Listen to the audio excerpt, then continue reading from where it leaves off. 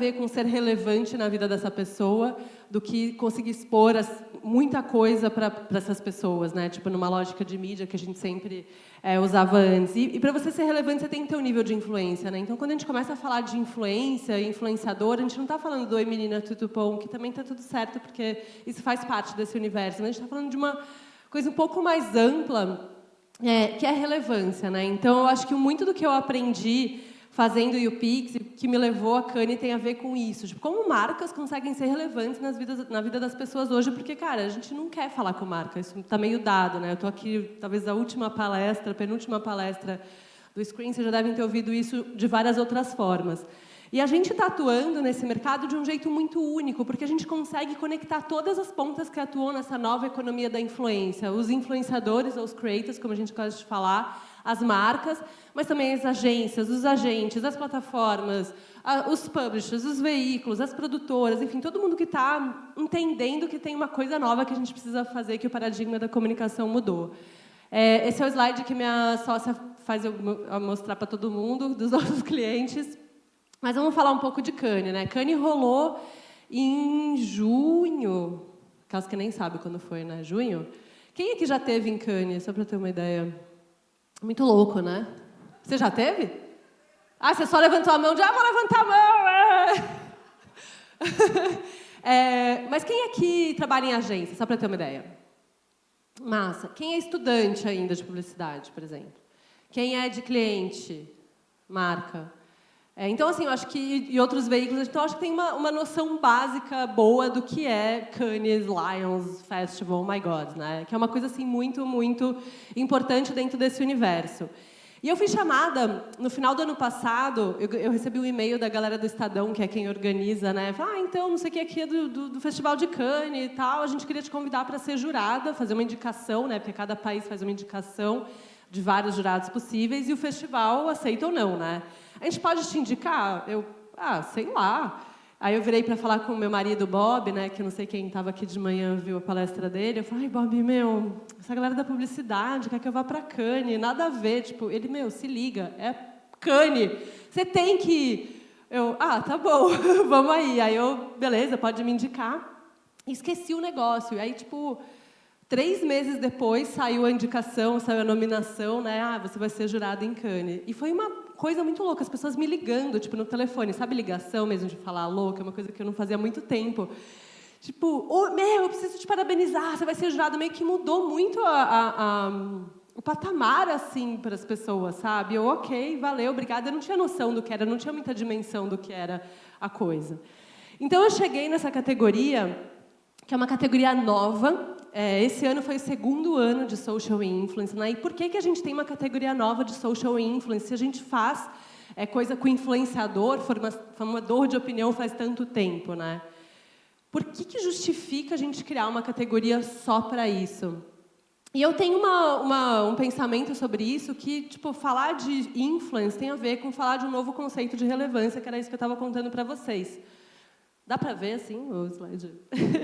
Quando a gente falava de relevância, hoje, antes de influência, né, antes do digital, a gente falava muito de uma pirâmide de influência, assim, uma coisa bem top-down, uma coisa que era muito estática, porque, basicamente, falar de influência, quando a gente ia contratar alguém para publicidade, era contratar alguém que estava na novela, ou que era jogador de futebol, ou que era cantor, né? Então, a gente achava que a gente podia resolver todas as coisas da nossa vida com a Xuxa, com o Pelé e, sei lá, o Tony Ramos, né?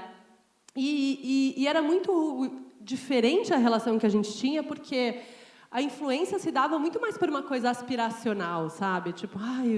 Nossa, a Xuxa, nossa, o Pelé. Não era uma conexão muito próxima. E hoje tem muito mais a ver com isso aqui, com uma rede de influência, né? Muito diferente, porque, primeiro, ela não é estática, ela não está parada, né? Não é uma coisa pirâmide que 3 artistas resolvem todas as coisas. E o que eu mais gosto... não funciona o pointer no telão, né? Tudo bem. É aquele negocinho ali, que é a segunda linha, que fala que a nossa relação com esses formadores de opinião hoje se dá muito mais pela conexão que a gente tem com eles do que por uma coisa aspiracional. Eu vou dar um exemplo. Por exemplo, sei lá, pega uma Grazi Massafera da vida. Quem segue a Grazi no Instagram aqui? Sem julgamento, tá? Eu, por exemplo, não sigo, mas eu sei que ela é uma pessoa famosa, eu conheço a Grazi, só que, a vida dela está muito longe para mim, assim. Quem é que aspira em ser como a Grazi? Tipo, eu quero ser a Grazi, de quem segue ela. Pode levantar a mão. Quem é que acha que é como a Grazi? Vocês que seguem a Grazi. Você acha que... Tá, querida, vocês que lutem. Cara, mas é muito distante, né? E eu acho que hoje, no digital, a gente começa a criar relações com pessoas que são como a gente. A gente está muito conectado, porque elas nos representam de alguma forma, ou dão corpo para os nossos pensamentos, para os nossos valores, para os nossos interesses. Isso é muito diferente de você, tipo, sei lá, eu não sei o que a Grazi Massafera está fazendo hoje em dia. Então, por exemplo, quando a gente ia contratar esse formador de opinião antes, tipo Tony Ramos, jovem, como que era esse trabalho antes do digital? Porque a gente sempre trabalhou com essas pessoas. Esse Tony Ramos, jovem, quase sem pelos ainda, seria o nosso garoto propaganda, certo? Que ele iria pegar o roteiro criado lindamente pela agência, numa big idea maravilhosa, pela nossa agência criativa ali em cima. Leria esse roteiro, se ele fosse bom ator seria melhor, se não seria pior. Essa criação com o Tony Ramos seria feita por uma produtora, porque invariavelmente iria para a televisão. Aí a gente pegaria todas essas 3 bolinhas, tipo, a coisa criada pela agência, produzida pela produtora com o Tony Ramos, e veicularia isso numa audiência que era de outra pessoa, na Globo, no SBT, na Band, na Rede TV, no Multishow, sei lá. E depois a gente ia contratar alguém, um Ibope, um Cantor aqui, para nos dizer quantas pessoas viram aquilo, como que foi o impacto daquela peça que eu criei com o Tony Ramos. E depois do digital, quando a gente migra para esse universo mais do Whindersson, das pessoas que nasceram e cresceram nesse lugar onde a reputação se dá por essa conexão, primeiro que ele nunca vai ser nosso garoto propaganda, certo? Porque ele nunca vai ler um texto que não tem nada a ver com ele. Ele vai ser a pessoa que vai nos conectar com essa comunidade com quem ele criou essa relação. A gente vai dar um briefing para esse cara, né? Então, Whindersson, eu preciso que você fale tal e tal e tal coisa. Cria aí, baseado na sua experiência em relação a essa comunidade, você sabe como ela fala, você sabe quais são os códigos, os valores dela. Ele que vai produzir isso, certo? Porque ele que vai fazer o story, o vídeo, o podcast, o post no blog, seja o que for.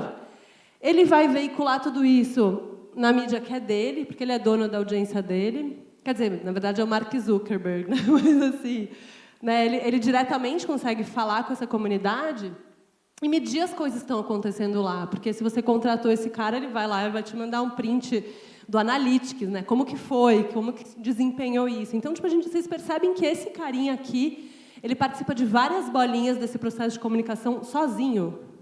Não é muito louco? Não é muito diferente do papel do influenciador antes? Então, quando a gente começa a olhar para isso, a gente começa a entender por que as coisas ficaram diferentes, porque a gente tinha uma coisa que era uma bolinha muito específica para esse formador de opinião, que agora se espalhou e a gente não sabe quem compra, quem faz, como que faz, etc. Isso mudou muito a maneira como a gente faz comunicação, porque não só os Whindersson Nunes estão crescendo nesse universo, mas nossos consumidores, né, seja da marca e da agência que tem que atingir esse cara, também ganharam sua voz e também estão criando relações que independem das marcas. Então, quando eu fui chamada para esse lugar, tipo, chique pra caramba, quem foi, né? Tipo assim, não tem nem roupa. Eu era muito outsider, eu era muito uma pessoa de fora. Tipo, eu nunca trampei com publicidade, eu nunca trabalhei em agência, eu não estudei isso, eu me formei em turismo. Então, era uma coisa assim, que eu sabia que existia, mas estava muito longe da minha realidade mesmo, né? E eu entendi que eu fui chamada lá, porque eu precisava trazer esse modelo das redes, que é muito visceral, é muito de pessoa para pessoa, é muito autêntico, é muito, cara, a gente se conectando através de relações de confiança. Então, eu falei, cara, eu entendo que era isso que eu tenho que fazer aqui, só que eu estava muito nervosa, porque, cara, minha primeira vez, eu não sabia quais eram os códigos daquele lugar. Eu lembro que no primeiro dia que a gente começou a fazer as análises dos cases e tal, eu passei, tipo, metade da manhã só tentando entender o glossário, tipo, dicionário, sabe? Tipo, dos termos técnicos, que a gente acha que a gente não tem, mas tem. Todo mundo vive nas suas bolhas, né? De trabalho, etc. E eu só conhecia as minhas. E aí eu falei, mas o que é esse termo? E eu ficava lá, Bob, você já ouviu isso? Ou então eu perguntava para um amigo mais próximo que era do mundo da publicidade, eu fui descobrindo a maneira como eles falavam. Então era muito louco. Para mim foi muita descoberta. E o processo foi muito doloroso e também a coisa mais incrível que eu já fiz na vida. Esse aqui era o nosso júri. Aqui, esse cara assim, ó, de branco, era o presidente do júri, que é o PJ Pereira, que é um brasileiro. E tinha eu e mais 9 pessoas do mundo inteiro. Então, tinha, o romeno, a alemã, o inglês, o japonês, tinha americano, tinha gente do mundo, holandês, enfim. Então, era gente do mundo inteiro. E a gente ficava quase 18 horas por dia juntos, porque o tempo de sala de julgamento ele era bem menor que 18 horas, só que, as discussões elas iam meio que acumulando. Então, no café da manhã, cara, eles já estavam discutindo as peças. E é um jogo de lobby, assim, né? De relação, de convencimento. E esse convencimento não rola na sala de júri. Então, foi um trabalho muito extenuante, exaustivo e muito foda, porque, imagina você estar num lugar que te exige muito, mas que tem, em tese, as pessoas mais interessantes, né, mais capacitadas para discutir aquele tema, que é o tema da sua vida. Assim, para mim, foi tipo, uou, foi muito legal. Então, a gente ficou 6 dias, assim, enfurnados numa sala, direto, teoricamente 12 horas por dia, mas, como eu falei, muito mais. E a gente olhou 1.507 cases. Cara, é coisa pra caralho. Se você fizer a conta, em média, aí, cada case vem com um videozinho, né? Um videocase de uns 4 minutos. Então, pensa... Cara, trampo, né? Você tá me olhando... Foi muito louco. E o primeiro dia, a gente fazia cada um no seu computador, né? Eu não sei o quanto vocês têm interesse de saber como é os bastidores, mas eu achei muito louco, porque, o bagulho é auditado, né? A metodologia é muito, muito bem cuidada, sabe? E aí a gente tinha que dar notas de 1 a 9... dentro desses 4 critérios. Então, a ideia, a estratégia por trás da ideia, como foi executado, o impacto e os resultados que isso tinha tido.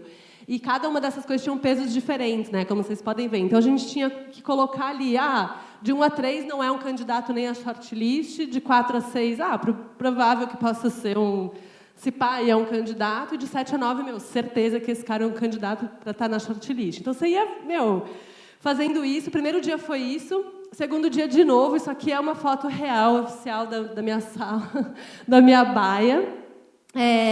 E depois de, 2 dias olhando para um computador, que nem era um puta retina, era um computador tosco, estava vesgo, assim, a gente estava ficando meio louco, a gente resolveu fazer um negócio que, no final, eu achei muito revelador, que foi um bingo. Todo mundo aqui sabe que, quando você vai inscrever uma peça em Cannes, tem que fazer um videocase?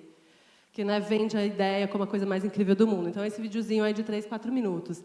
E aí, a gente estava tão louco no rolê, vendo tanto vídeo, case, a gente falou, vamos fazer um bingo com os clichês, sabe? E aí foi uma coisa meio para desopilar, assim, porque seria muito deselegante a gente, de fato, fazer um bingo com clichê, porque também o clichê existe por um motivo, né? Mas eu destaquei algumas palavras que a gente foi, né, coloca isso, esse termo, não sei o quê. E eu destaquei alguns que, para mim, já começam a dar uma dimensão do que é a compreensão das marcas sobre esse universo de social influência. Porque eu lembro que tinha muita marca, e desculpa que esse PPT está bem alfabetizado em inglês, porque muitos cases eu não consegui em português, e, enfim, eu queria trazer a forma como as marcas estavam falando. Então, eu destaquei aqui algumas palavras que, mostravam muito esse entendimento das marcas sobre o que é social, o que é influência. Então, por exemplo, as 2 primeiras, hijack e hack. Hijack é, sequestrar, né? As marcas queriam, pegar um movimento que já existia independente delas e sequestrar esse movimento para elas. Você já começa a falar, mas não, né? Esse movimento, show, marca, não tem nada a ver com você. Então, você já começava a ver o pensamento. Hack também, ele queria hackear, ele queria mudar uma coisa a favor dele, né, da marca. Young people. Gente, quando vinha no case, young people, vinha lá o jovenzinho com a cara no celular jogando videogame. Era muito clichê. Unweighted. Eu adoro esse unweighted, porque as marcas faziam assim, o que era unweighted? A gente fazia alguma coisa e esperava. Então, assim, as marcas criavam alguma ação, alguma campanha, e esperavam, como se, assim, as pessoas ligassem, sabe? Ninguém liga para o que a sua marca está fazendo. Elas esperavam uma puta grande reação e, nada acontecia. Rolling Views Counter, o que é isso? No case, elas iam mostrando o contador de views, do vídeo ou dos likes da Instagram, rodando, girando e aumentando. Isso mostra muito também como elas entendem que social é bem feito se tem muita audiência. E para mim, é o exato oposto, e eu vou mostrar por quê. dominating the conversation. Então, elas queriam dominar a conversa. Tipo, a marca não pode vir aqui bater um papinho, ela tem que ser a dona do rolê, tipo, marca protagonista, sabe?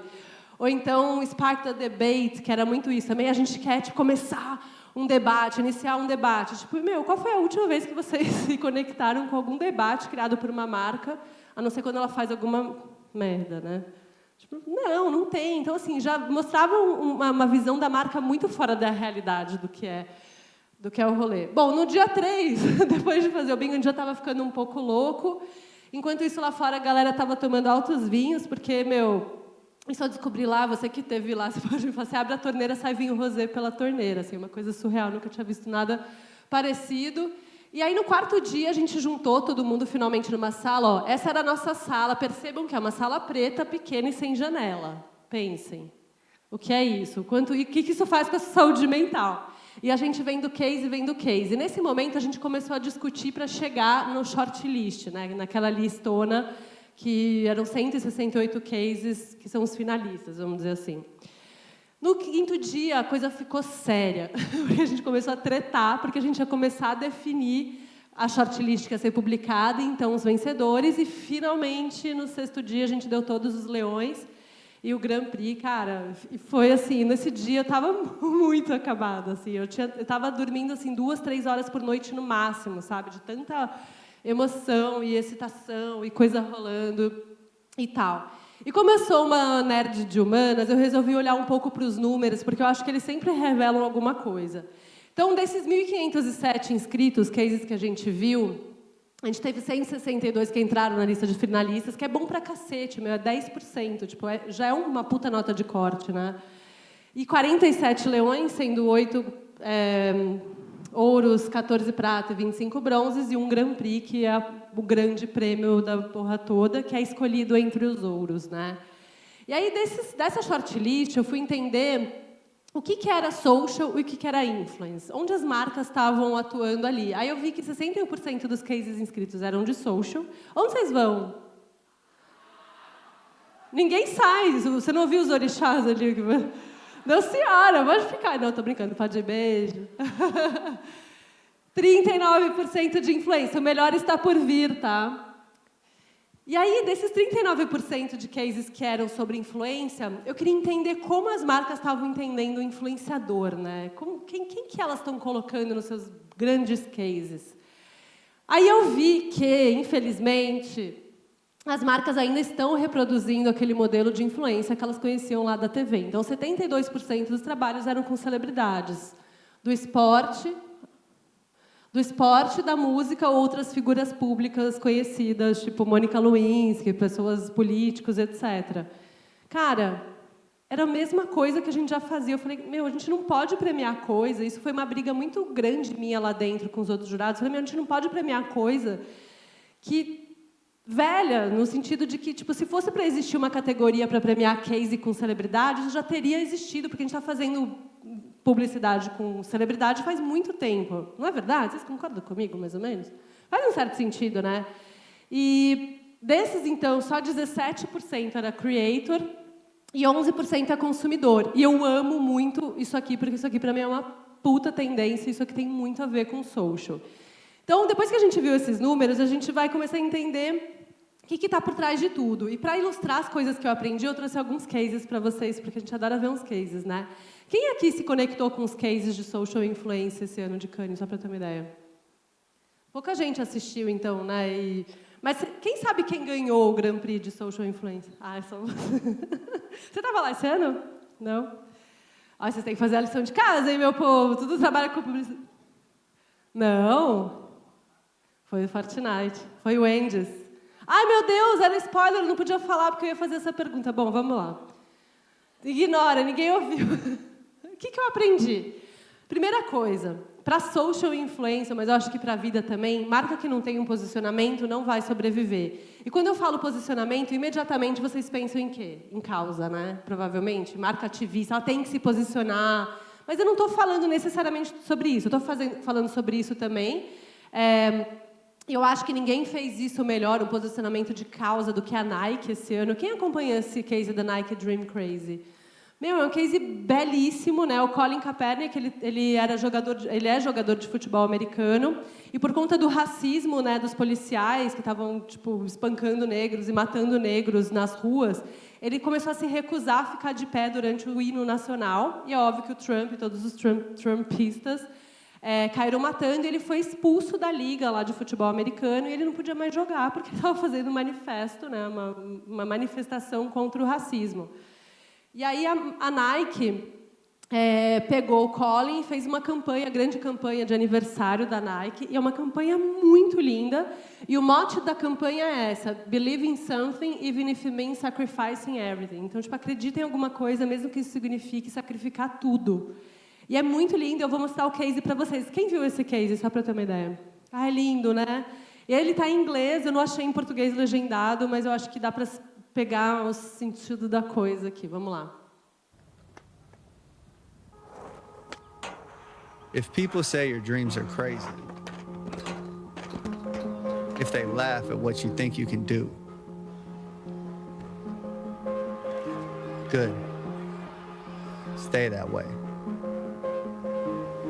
Because what non-believers fail to understand is that calling a dream crazy is not an insult. It's a compliment. Don't try to be the fastest runner in your school or the fastest in the world.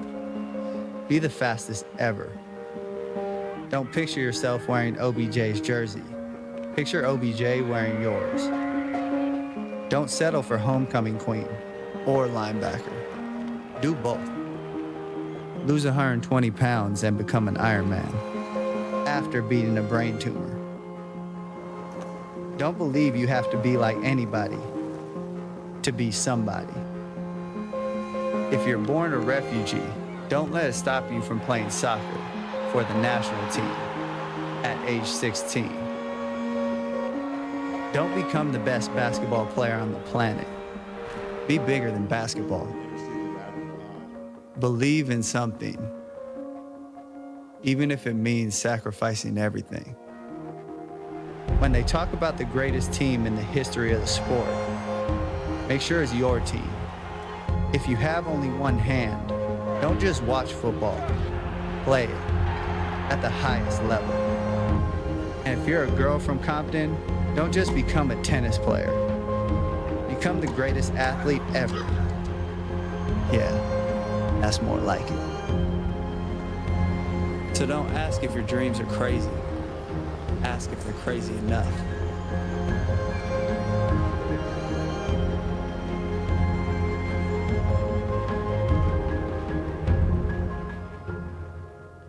Ah, belíssimo, né? Lindo, puta case, né? E o Nike Dream Crazy estava inscrito em 300 categorias e ele era cotado para ganhar o Grand Prix, o ouro em todas, né? E não foi exatamente isso que aconteceu. Outro tipo de posicionamento que eu acho que tem muito a ver com a internet, com social, é um posicionamento